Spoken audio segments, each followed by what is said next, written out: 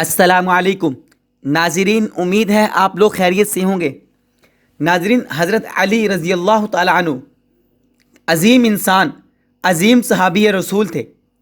ان کو ابو تراب کس نے لقب دیا اور ان کو ابو تراب کیوں کہا جاتا ہے؟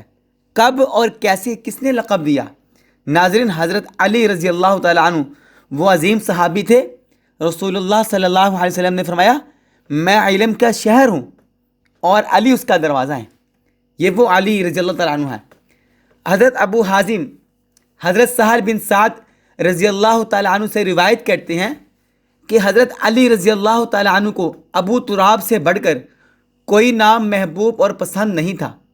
جب انہیں کوئی ابو تراب کہتا یا انہیں ابو تراب کے نام سے بلایا جاتا تو حضرت علی رضی اللہ تعالیٰ عنہ نہایت خوش ہو جاتے تھے۔ تو راوی نے ان سے عرض کیا کہ آپ ہمیں وہ واقعہ سنائیے کہ حضرت علی رضی اللہ تعالی عنہ کا نام ابو تراب کیسے رکھا گیا؟ تو انہوں نے فرمایا، ایک دن رسول اللہ صلی اللہ علیہ وسلم حضرت فاطمہ رضی اللہ تعالی عنہ کے گھر تشریف لائے تو حضرت علی رضی اللہ تعالی عنہ گھر میں نہیں تھے۔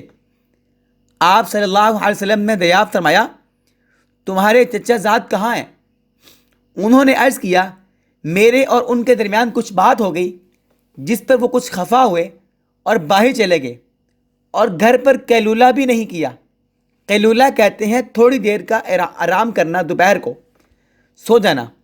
رسول اللہ صلی اللہ علیہ وسلم نے کسی شخص سے فرمایا، جاؤ تلاش کرو حضرت علی کہاں ہیں۔ وہ شخص آیا اور عرض کیا، یا رسول اللہ صلی اللہ علیہ وسلم، وہ مسجد میں سو رہے ہیں۔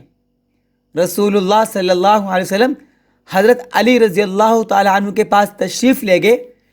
آپ صلی اللہ علیہ وسلم نے دیکھا وہ لیٹے ہوئے ہیں، جبکہ ان کی چادر ان کے پہلو سے نیچے گر گئی تھی اور ان کے جسم پر مٹی لگ گئی تھی۔ جب انسان زمین پر لیٹا ہو تو اس کا کپڑا سرک جاتا ہے اور جسم پر مٹی لگ جاتی ہے۔ یہی صورتحال حضرت علی رضی اللہ تعالی عنہ کی بھی تھی۔ زمین پر لیٹے ہوئے تھے، کپڑا سائڈ پہ ہٹا ہوا تھا تو مٹی آپ کے جسم مبارک کو لگی ہوئی تھی۔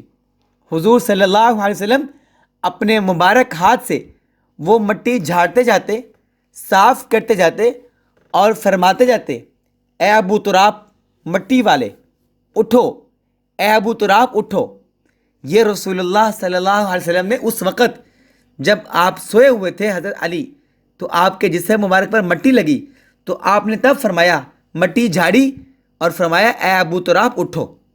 تو گویا کہ رسول اللہ صلی اللہ علیہ وسلم نے حضرت علی کو ابو تراب کہا اور اس موقع پہ کہا، اور یہ حدیث متفقن علیہ ہے۔ یہ جو میں نے الفاظ ذکر کیے یہ صحیح مسلم کے الفاظ ہیں۔ ناظرین، ملتے ہیں ایک اور ویڈیو کے ساتھ، تب تک کے لیے اللہ حافظ۔